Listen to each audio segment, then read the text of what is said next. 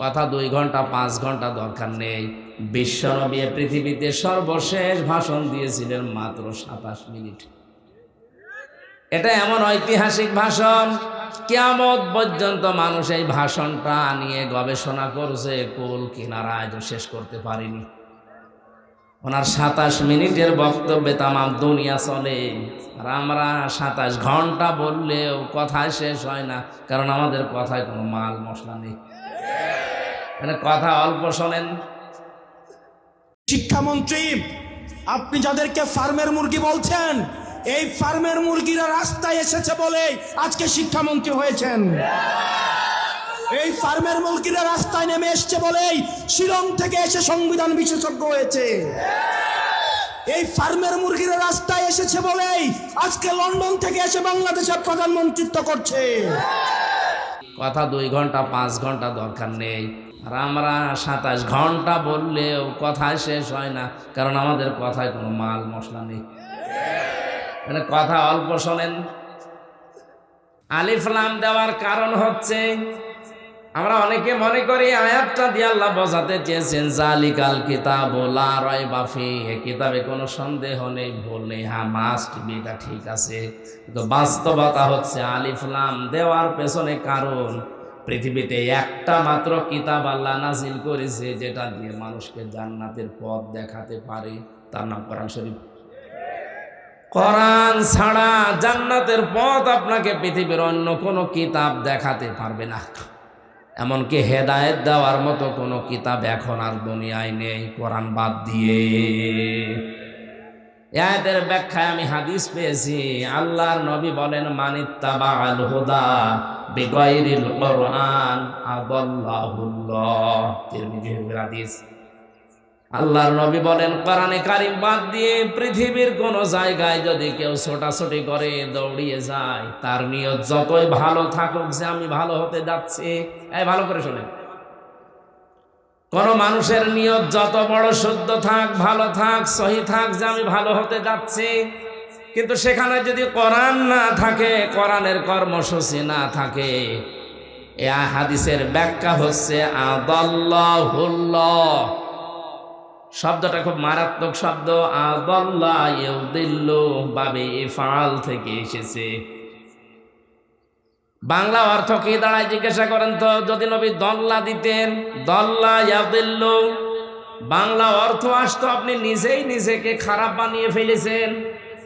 কিন্তু আদাল্লা শব্দ আসার কারণে বাংলা অর্থ দাঁড়াবে আপনার হয়তো নিয়ত ভালো ছিল, কিন্তু কোরআন সেখানে ছিল না, এই জন্য আল্লাহ নিজে দায়িত্ব নিয়ে আপনাকে খারাপ বানাবে।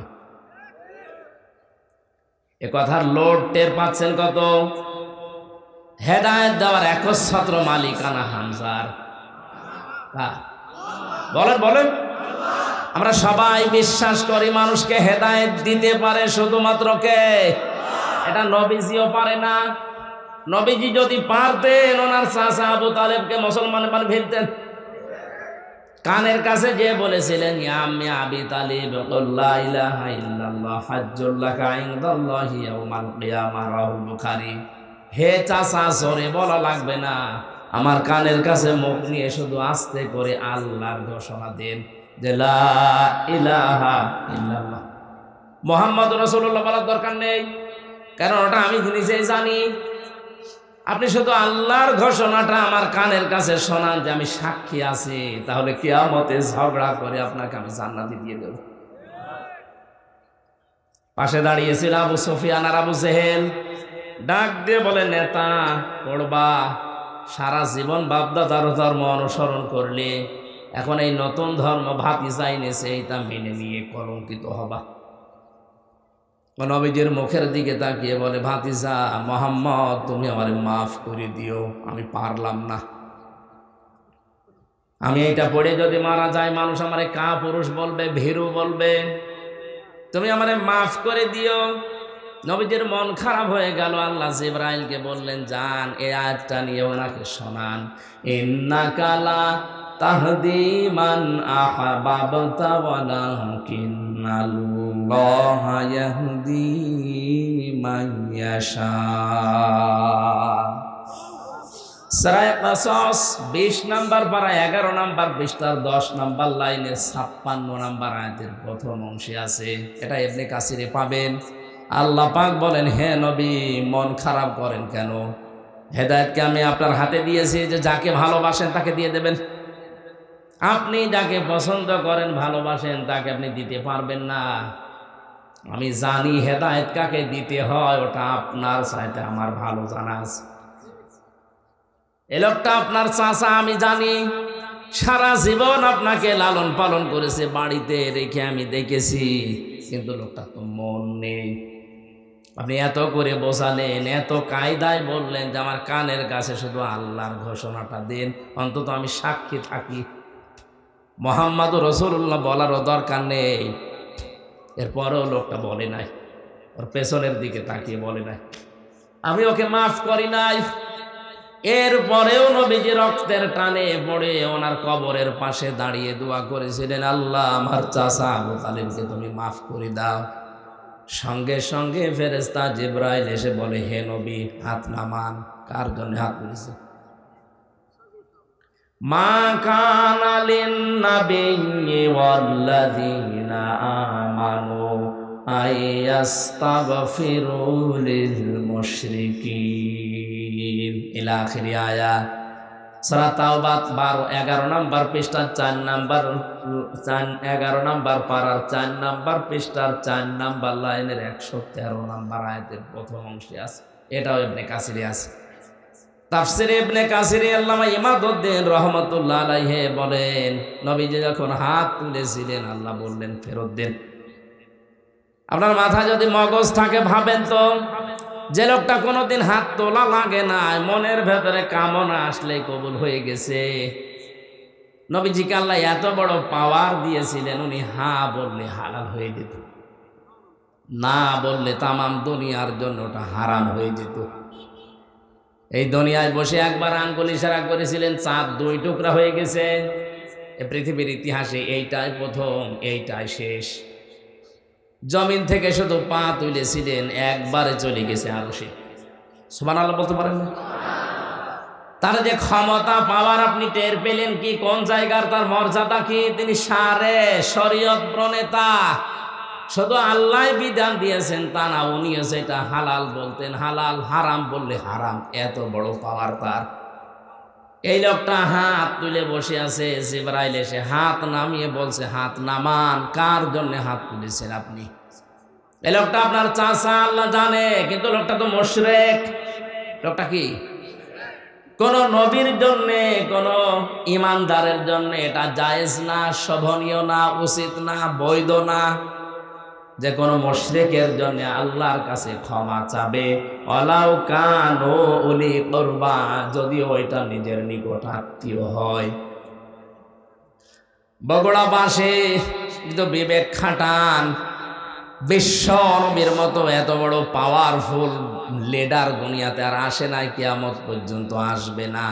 আল্লাহর ঘোষণা দেওয়া নেতৃত্বের গুণাবলী একজনের ভেতরে ছিল, তার নাম মুহাম্মদ রাসূলুল্লাহ।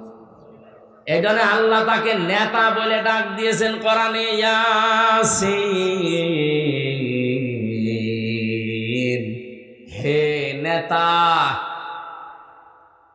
শব্দটা কঠিন শব্দ। হে নেতা বলে দুনিয়াতে একজন মানুষকে আল্লাহ তার জবান দিয়ে ডাক দিয়েছেন। পৃথিবীর আর কারো নামের আগে পরে ইয়াসিন নেই। সুবহানাল্লাহ বলতে পারেন না? এই নবীজি নিজের আপন চাচার জন্য হাত তুলে বসে আছে, আল্লাহ হাত ফেরত দিচ্ছে। চাচা মুশরিক এই কারণে, আর আমরা টাটকা মুশরিক মরে যাই। 10টা গরু জবাই করে তারে জান্নাতে দিয়ে আসি, মনে হয় যে কন্ট্রাক্টরই নিয়েছে। হেদায়েত আল্লাহ নবীর হাতেও দেয়নি, তাহলে দিলে আমাদের পর্যন্ত আসতো না। কথা বুঝতেছে? শব্দটা কি ছিল বলেন তো? আদাল্লাহ ইউদিল্লু। বাবে ইফাল থেকে আসার কারণে বাংলা অর্থই দাঁড়িয়ে গেছে। আপনি হয়তো ভালো নিয়তে কোনো জায়গায় গিয়েছিলেন, কিন্তু সেখানে কোরআন ছিল না, কোরআনের কর্মসূচি ছিল না। আল্লাহ নিজে দায়িত্ব নিয়ে হেদায়েতের রাস্তা থেকে ধাক্কা দিয়ে আপনারে ফেলে দেবে। এ হাদিস শোনার পরে কি সিদ্ধান্ত নেওয়া যায় না? যেখানে কোরআন নেই, ওই পীরের দরবার যদি আমার বাবাও তৈরি করে, ওই দরবারে আমি নেই। কারণ ওখানে যদি থাকি আমারে খারাপ বানাবে কে? আমার মনে হয় ভাষা বোঝে না। ভাষা বোঝে? যেখানে কোরআন নেই ওখানে যদি আমি ভালো হওয়ার নিয়তেও চাই, আমাকে গোমরা বানিয়ে দেবে কে?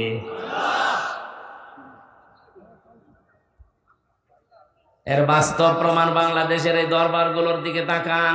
48,000-এর উপরে সরকারি জরিপে এখন পীর। অধিকাংশ দরবারে দেখতে পাচ্ছি আমরা মানুষ যাওয়ার পরে আরো ভালো হওয়ার পরিবর্তে খারাপ হয়ে যাচ্ছে। আমাদের কুষ্টিয়ার লালনের মাজার, মানুষ ভালো হওয়ার নিয়েতে এই বগুড়া কুড়িগ্রামে সমস্ত জেলা থেকে বউ ছেলে মেয়ে বেটার বনিয়ে যাচ্ছে। ভালো হওয়ার পরিবর্তে আরো খারাপ হয়। আগে বিড়ি খেত না, এখন বিড়ি খায়। আগে গাঁজা কি চিনত না, এখন গাঁজা খায়। ও লোকটা ভালো হয়েছে না খারাপ হয়েছে? খারাপ হওয়ার পেছনে কারণ আমি পেয়েছি হাদিসটা। কোরআন ওখানে চলে না, ওখানে প্রকাশ্য শিরিক চলে। আর আমার তো যতটুকু ওর পাশেই বাড়ি, বাস্তবে দেখেছি সারা বাংলাদেশ মিলিয়ে আপনি যতটুকু গাঁজা পাবেন তার চাইতে বেশি গাঁজা পাওয়া যাবে দরবারে। পুলিশ পাহারা দিয়ে গাঁজা খায়, বলেন সুবহানাল্লাহ। না, এটা সুবহানাল্লাহ বলার দরকার নেই। এই যে বাস্তবতা বললাম, ওখানে কোরআন নেই, এ কারণে মানুষ যাচ্ছে ভালো হওয়ার নিয়তে। ভালো হচ্ছে না খারাপ হচ্ছে? আরো বিভিন্ন জায়গার নাম নাই নিলাম। তাহলে সিদ্ধান্ত নিয়ে ফেলেছেন যেখানে কোরআন নেই আমি মরণের আগে ওখানে আর যাব না। এটা শুধু সামিয়ানার নিচে না, মানে ওয়াজ তো হয়ে গেছে। কথাটা মেনে নিলে এদেশে আর কিছু থাকবে? কোরআন যেখানে নেই ওইরকম দল যদি আমার বাবাও প্রতিষ্ঠা করে, ও দলে আমি নেই। এইটা হালকা রাজনীতি না? মানে আমার মনে হয় মাথায় যদি মগজ থাকে, আপনি হাদিস বুঝেছেন, এরপরও যদি কেউ না বোঝার ভান করে থাকে, ওর কপালে আর হেদায়েত নেই। দরুদ আর সালাম পড়ছে নবী মুহাম্মদ রাসূলুল্লাহ সাল্লাল্লাহু আলাইহি সাল্লামের প্রতি। আজকের তেলাওয়াতকৃত আয়াত সূরা ফুরকানের 63 নাম্বার আয়াত, একটা মাত্র আয়াত পড়েছি। আমাকে আল্লাহ যতটুকু যা দিয়েছে কোরআন সম্পর্কে, এই আয়াত থেকে শেষ পর্যন্ত প্রায় 12টা গুণ অর্জন করা লাগবে কেউ যদি রহমানের বান্দা বলে দাবি করে। কয়টা? ফাদখুলি ফি ইবাদি ওয়াদখুলি জান্নাতি। আল্লাহ পাক বলেন, প্রবেশ করো আমার বান্দাদের ভেতরে, আর আমার বান্দা যারা হয়ে যাবে তাদেরকে দিয়ে আমি জান্নাত পরিপূর্ণ করব। সুতরাং আমরা জান্নাতে যেতে হলে বান্দা হওয়া লাগবে কার? আরো জোরে বলেন। আমরা যে আল্লাহর বান্দা এ পরিচয় দিতে কি লজ্জা মনে হয় না? আমরা আরো আনন্দ পাই, কারণ কোরআনে কারিমে বিশ্ব নবীকে আল্লাহ বান্দা বলে ডাক দিয়েছেন। ওয়াইন কুনতুম ফি রাইবিম মিম্মা নাযালনা আলা আবদিনা। তোমাদের যদি সন্দেহ লাগে আমার বান্দা মুহাম্মদের উপরে আমি যা নাজিল করেছি এ ব্যাপারে যদি তোমাদের সন্দেহ লাগে, তাহলে কোরআনের মতো একটা কোরআন বানিয়ে আমার সামনে নিয়ে আসো। তাহলে নবীজিকে এখানে ডাক দিয়েছেন কি বলে? বলেন না কেন? নবীজি যদি আল্লাহর বান্দা পরিচয় দিতে গর্ববোধ করে, তা আপনি কেন বলেন যে আমি অমুক পীরের গোলাম? এটা হারাম। পৃথিবীতে আমরা বান্দা, গোলাম কার? আমরা রাসূলুল্লাহর গোলাম না। অনেক জেলাতে জিকিরের আওয়াজ শোনা যায়, ইয়া রাসূলুল্লাহ ইয়া রাসূলুল্লাহ জিকির করছে, এটা জায়েজ নেই। পৃথিবীতে জিকির হবে একজনের, তার নাম আরো জোরে। হ্যাঁ, রাসূলুল্লাহর নামে আপনি দরুদ পড়তে পারেন, জিকির করতে পারবেন না। কথা বুঝতেছে? কারণ মানুষের এই যে কলব আল্লাহ দিয়েছেন, যেটা মানুষের আত্মা, এটা শান্ত করার জন্য পৃথিবীর কোন নাম দিয়ে এটা শান্ত করা সম্ভব না। কোরআনে কারীম জানিয়েছে আলা ফি যিকিরিল্লাহি তাতমাইন্নুল কুলুব। মানুষ যদি নিজের জীবনকে শান্ত করতে চায়, আমি আল্লাহর নাম জপতে বলো। তাহলে পৃথিবীতে আল্লাহর নাম ছাড়া কারো নামে জিকির? আরো জোরে বলেন। আমরা যে আল্লাহর বান্দা দাবি করছি, মনে করছি, এটাতে আমাদের কোনো অপমান নেই, আমরা আরো খুশি। আমরা বান্দা কার? না রাসূলুল্লাহর? বলেন বলেন না, রাসূলুল্লাহর বান্দা দাবি করা যেখানে জায়েজ নেই, সেখানে পীরের গোলাম দাবি করা জায়েজ হয় কি করে? সুতরাং এরকম ভুল পথে যারা আছেন ফিরে আসবেন। এই পৃথিবীতে আমরা একজনের বান্দা, গোলাম, দাস, সার্ভেন্ট যাই বলেন, তিনি আমাদের মালিক আল্লাহ। জবান খুলে বলেন কে?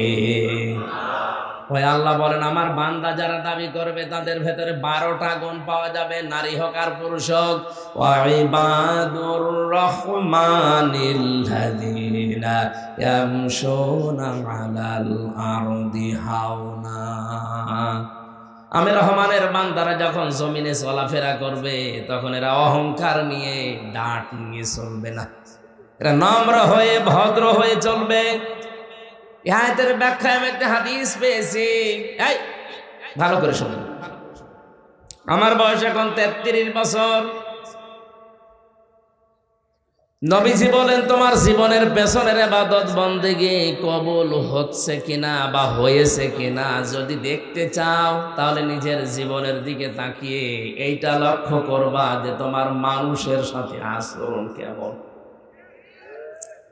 মানুষের সাথে মুআমালাত, মুআশারাত, আচরণ যদি ভালো হয়, পশুর মতো না হয়, মানুষের মতো হয়, তাহলে বুঝবা যে তোমার ইবাদত পেছনেরটা কবুল হয়েছে। আমাদের অতিথি সাহেবের একটা কথা আমার কোরআনে কারিমের সাথে মিলেছে, কানে এসে বেজেছে। আমরা অনেকেই মনে করতাম আদম আলাইহিস সালামকে আল্লাহ বানিয়ে ফেরেশতাদেরকে বলেছিলেন সেজদা দাও। এ কথা আমরা জানি না। কেন সেজদা দেওয়ার জন্য বলেছিলেন?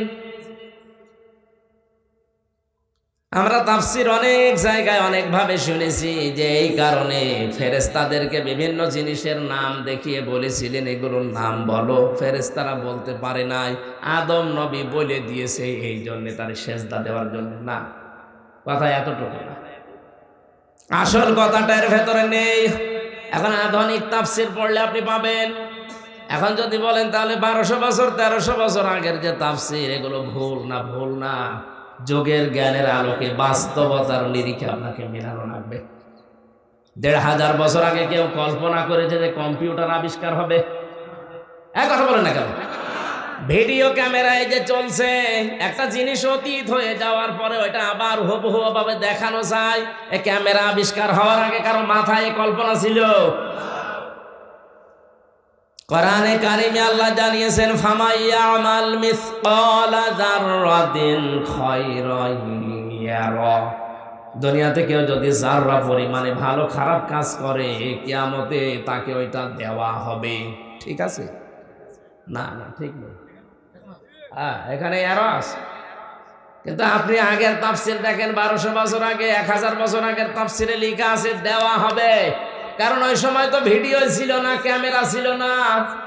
ওনাকে যতই আপনি 1000 বছর আগে বোঝাতেন এটা কিন্তু তোমার দেখানো হবে, আপনাকে পাগল বলতো। কি বলেন আপনি? একটা জিনিস অতীত হয়ে যাওয়ার পর আবার দেখানো যায় কি করে? কিন্তু এখন যদি বলা হয়, দুধের বাচ্চাও বুঝবে। বঙ্গবন্ধু সেই 71 সালে কি ভাষণ দিয়েছে, ওইটা হাত নাড়িয়েছে কি করে এখন দেখা যাচ্ছে। এক কথা বলেন এখন। 53 বছর আগের জিনিস যদি এখন দেখানো যায়, আমি মারা গেলে আমার এই 50 বছরের রেকর্ড আল্লাহ দেখাতে পারবে না, উনি এত দুর্বল।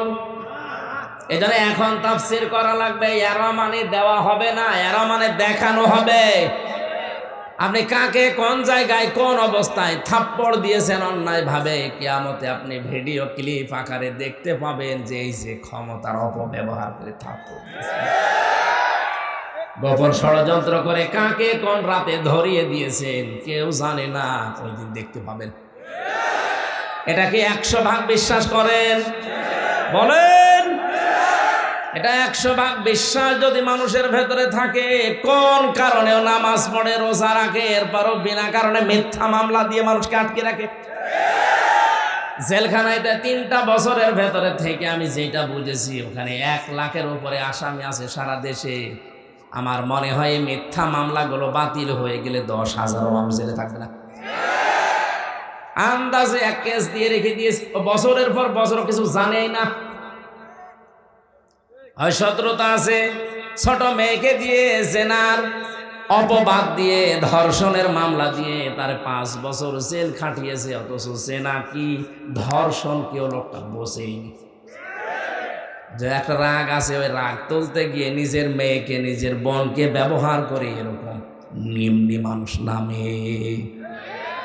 আমি তো এটা বানালাম।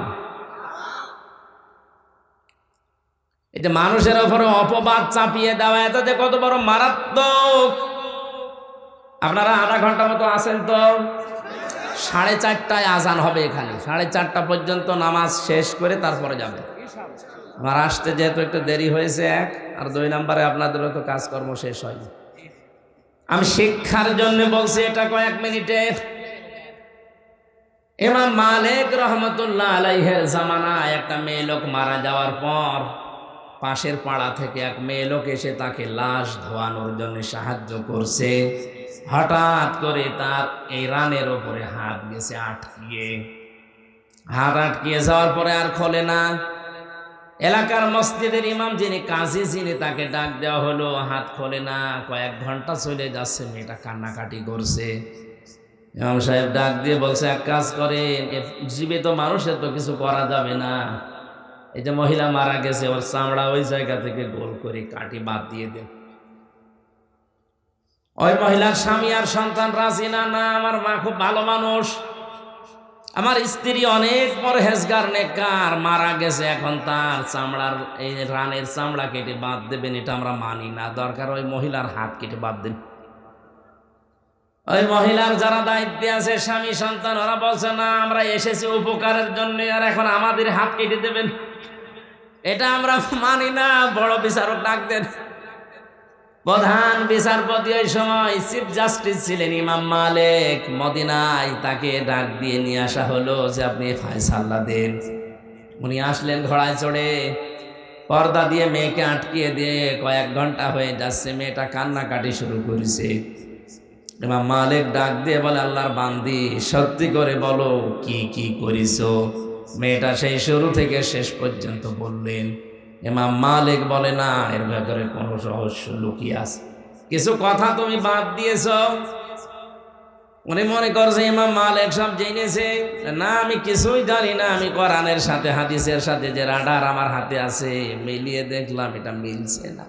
তোমার হাত তো এমনিতে আটকিয়ে যাওয়ার কথা না, সত্যি করে বলো কি হয়েছে। মেয়েটাকে ধমক দেওয়ার পরে এবার বলছে, ইমাম, আমি মেয়েটাকে যখন লাশ দেওয়ার জন্যে পোশাক পায়খানা পরিষ্কার করে লজ্জাস্থানের কাপড় তুলে রানের উপরে হাত দিয়েছি, এই সময় একটা খারাপ ধারণা ওর উপরে আমি নিক্ষেপ করেছিলাম, ওর চরিত্রে। মারা যাওয়ার কিছুদিন আগে মেয়েটার বাড়ির সামনে দিয়ে একটা পুরুষের হাত ধরে বাড়ির ভেতরে যাচ্ছিল, আমি একটা খারাপ ধারণা করেছিলাম লাশ ধোয়ানোর সময়।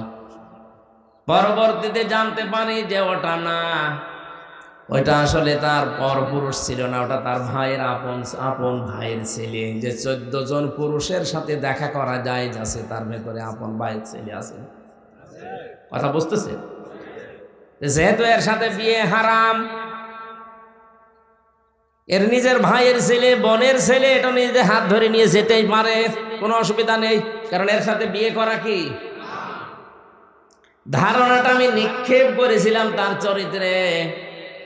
আমি এই যে এই ধারণা করতে করতে আমার হাত দেখে আমার ওই কথা যখন আবার স্মরণ হয়েছে, আমার হাত গেছে আটকিয়ে। ইমাম মালিক বললেন, এইটাই তো আসল বিষয়।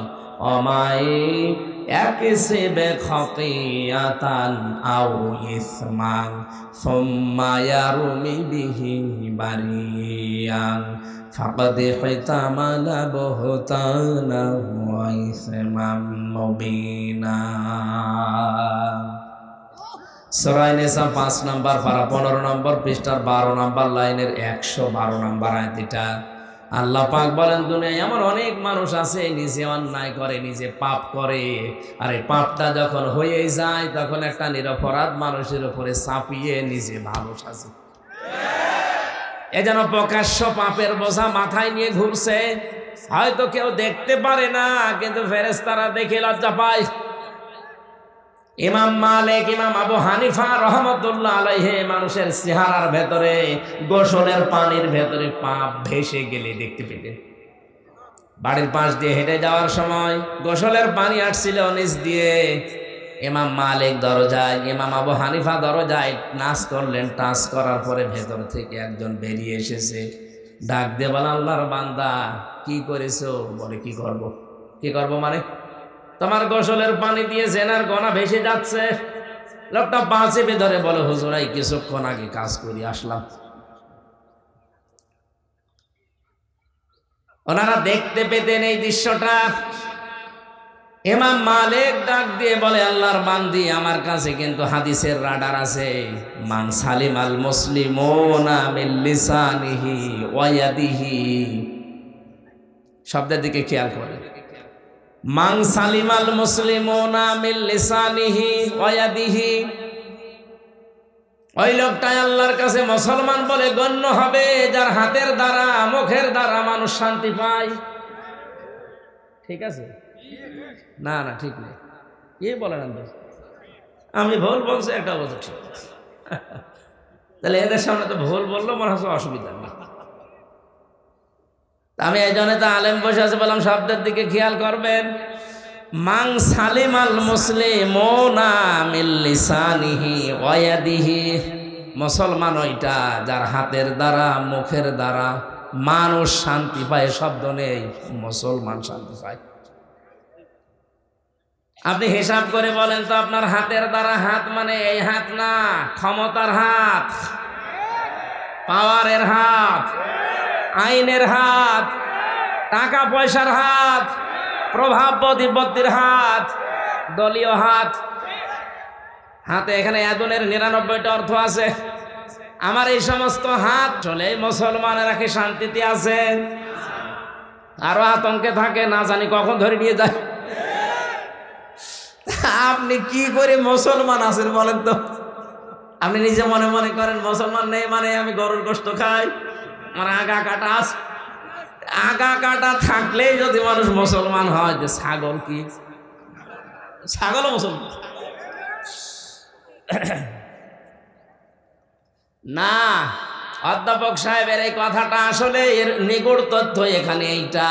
আল্লাহ পাক নিজে কিন্তু ক্লাস নিচ্ছিলেন, ছাত্র ছিলেন হযরতে আদম নবী। ভালো করে খেয়াল করুন, মানে আয়াতটা হয়তো বলতে পারেননি। ওয়া আল্লামা আদামাল আসমাআ কুল্লাহা সুম্মা আরাদাহু আলাল মালাইকা। আমার গলায় আর সাপোর্ট দিচ্ছে না, না, শব্দের দিকে খেয়াল করে শুনবেন। ও আল্লামা আদামাল আসমা, এসএমের বহুবচন আসমা। আমার আল্লাহ নিজে শিক্ষক হয়ে শিখিয়েছেন। কাকে? আদমকে। বলেন বলেন। যত রকমের নাম দুনিয়ায় সব এসে তাকে শিখিয়েছেন। ওনার ওই কথাটা আমি ধরেছি ওই জায়গায় আল্লাহ পাক নিজে ক্লাস নিচ্ছেন, ছাত্র কিন্তু আদম নবী, সাধারণ মানুষ না। তাহলে ক্লাসটা যেমন তেমন ক্লাস না, গুরুত্বপূর্ণ ক্লাস। এই বলেন না কেন? ক্লাসের শিক্ষক সরাসরি কে? ছাত্রকে। নবী ছাত্রকে, আদি নবী, একেবারে আসল নবী, যেটা সর্বপ্রথম নবী। এত বড় পাওয়ারফুল, দুনিয়ায় যত মানুষ আসবে তাদের সবার বাবা। সেই লোকটা ক্লাস করছে, ক্লাস নিচ্ছে সরাসরি আল্লাহ নিজে। আমরা এতদিন বলি যে এটার দ্বারা এই আলু পটল ঝিঙা বেজে এই সমস্ত জিনিসের নাম শিখিয়েছি, এসএম মানে নাম মনে করি। এত বড় গুরুত্বপূর্ণ ক্লাসে কোনোদিন আলু পটল ঝিঙা বেটা এগুলোর নাম শেখানো দরকার আছে? উনি শিখিয়েছিলেন যে এইটা যত রকমের ন্যায়, যত রকমের অন্যায়, সবগুলোর থিওরি ওই সময় আদমকে আল্লাহ শিখিয়ে দিয়েছেন এক ক্লাসে। এজন্য কিয়ামত পর্যন্ত আদমের সন্তান যারা আসবে তারা আর লেখাপড়া নাই করুক, কোনটা ন্যায় কোনটা অন্যায় ওর বিবেক থেকেও বুঝতে পারে। এই শিক্ষাটা পেয়েছে কোন জায়গায়? ওই যে ক্লাসে, ওখান থেকে আমার বাবার পক্ষ থেকে আমরাও পেয়ে আসতেছি। তাহলে ন্যায় কাজের আদেশ আমরা এই যে অটোমেটিক পেয়ে যাই, অন্যায় কাজে বাধা দেওয়া এটা এমনি এমনি না, আমরা আবার বাবা থেকে পর্যায়ক্রমে পেয়ে গেছি। ওই শিক্ষাটা আমার বাবাকে আল্লাহ নিজে ক্লাস নিয়ে শিখিয়েছে। যেই সন্তান তার বাবার আদর্শে গ্রহণ না করে অন্য কারো আদর্শ গ্রহণ করে, ওনাকে আল্লাহ শিখিয়েছিলেন যে এইটা ন্যায় কাজ, এটা অন্যায় কাজ। উনি কয়েকটা ন্যায় কাজের কথা বলছিলেন না? একটা মানুষ লেখাপড়া করে ফার্স্ট ক্লাস ফার্স্ট পাচ্ছে, ভার্সিটি ভর্তি হবে,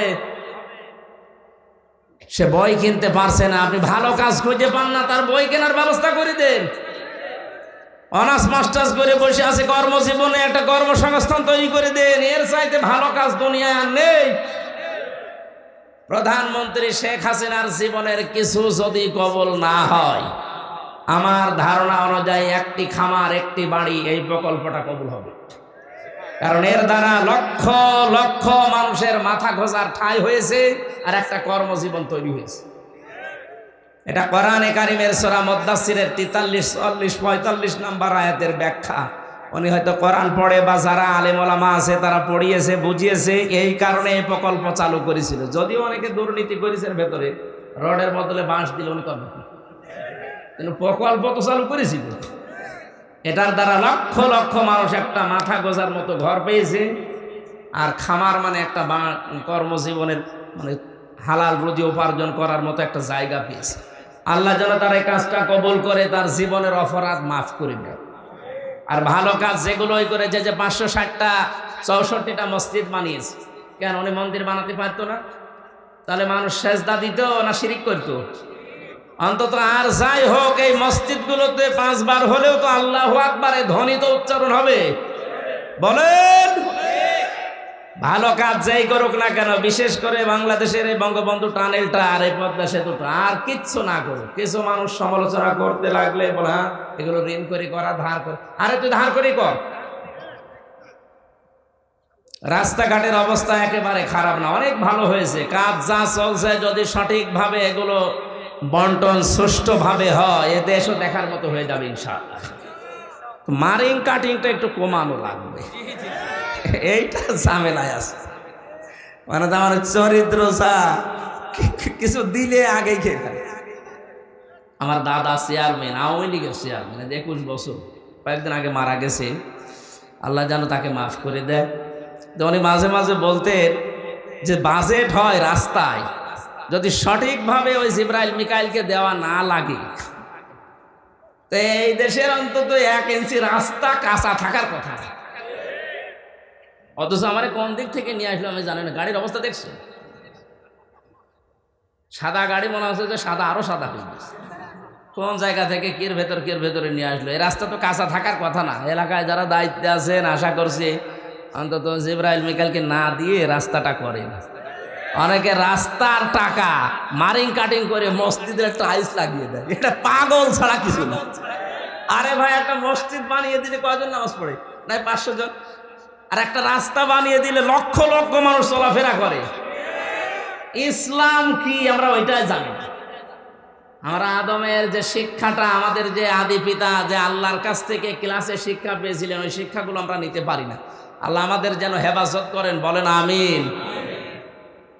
ইমাম মালিক রহমতুল্লাহ আলাইহি বলেছেন, আল্লাহর বান্দি, তোমার এই মুখ দিয়ে একটা বিষাক্ত, এটাই এই মেয়ে নিরপরাধ, এমনকি নিষ্পাপ, এই অজ্ঞ, এই মেয়েটা কিছুই জানে না ওই সম্পর্কে, জেনার একটা তহমত নিক্ষেপ করেছে তীরের মতো।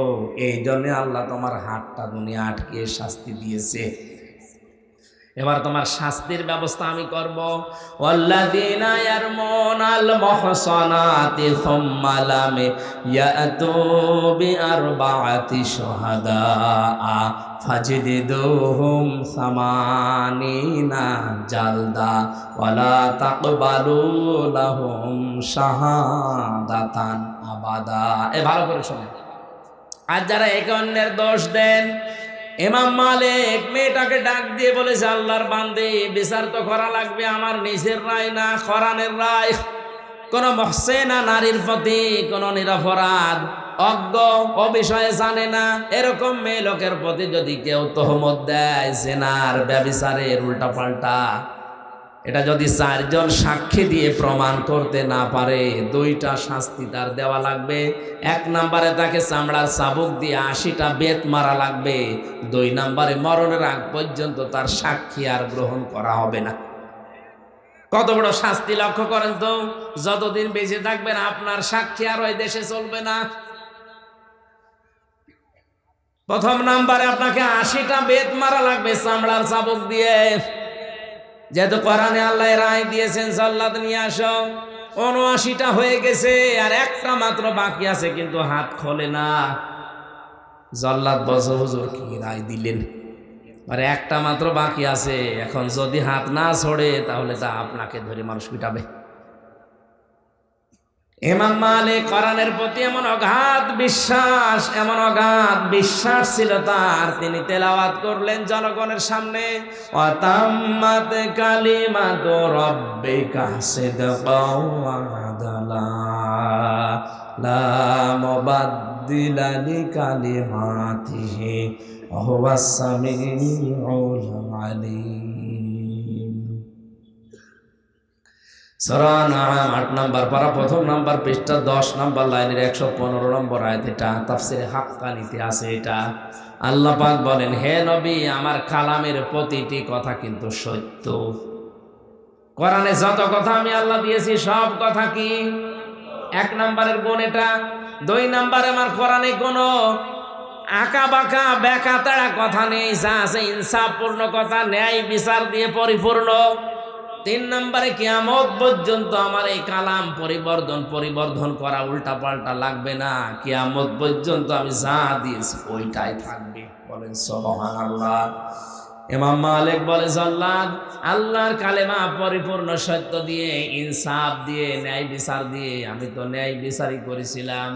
এর তো কোনো পরিবর্তন নেই যে 80টা হচ্ছে না, আরো 80টা মারো হবে না, কারণ যেইটা আল্লাহ দিয়েছেন ওইটাই।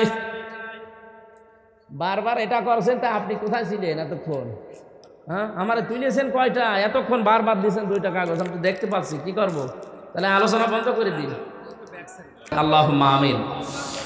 রব্বানা আতিনা ফিদ দুনিয়া হাসানা ওয়া ফিল আখিরাতি হাসানা ওয়া কিনা আযাবান নার ওয়া আদখিলনাল জান্নাতা মা'আল আবরার ইয়া আজিজ ইয়া গফফার ইয়া রাব্বাল আলামিন।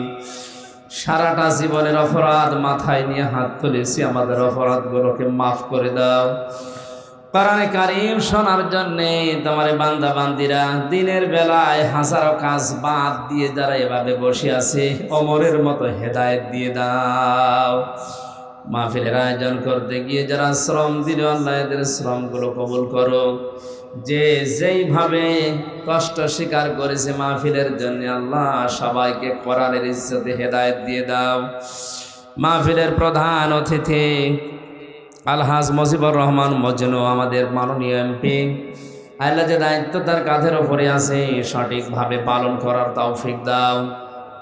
যত অতিথি এখানে এসেছে, বিশেষ করে অধ্যাপক টিআইএম নুরুন নবী তারিক, প্রকৌশলী মোহাম্মদ আসিফ ইকবাল, জনাব আব্দুল হাই খোকন সহ ডাক্তার নজরুল ইসলাম বকুল ভাই সহ যত সম্মানিত মানুষেরা এসেছে, দুনিয়া আখিরাত তাদের উজ্জ্বল বানাও। জীবনের ভালো কাজগুলো মঞ্জুর করে নাও, অন্যায়গুলো আল্লাহ নিজ গণে ক্ষমা করে দাও। মা বাপ যারা হারিয়ে ফেলেছে, আমাদের পিতা মাতাকে কবরে মাফ করো। সম্মানিত মা বোনদেরকে তুমি আয়েশার মতো, খাদিজার মতো বানিয়ে দাও। মাহফিলটা করতে গিয়ে অনেক ব্যয়বহুল খরচ যারা করেছে, আল্লাহ এদের টাকা পয়সাগুলো জান্নাতের জন্য কবুল করে নাও। আমার শরীরটা সুস্থ রাখো, কণ্ঠটা তুমি আগের অবস্থায় আবার ফিরিয়ে দাও। বারাকাল্লাহু লানা ওয়া লাকুম ফিল কোরআনিল আযীম।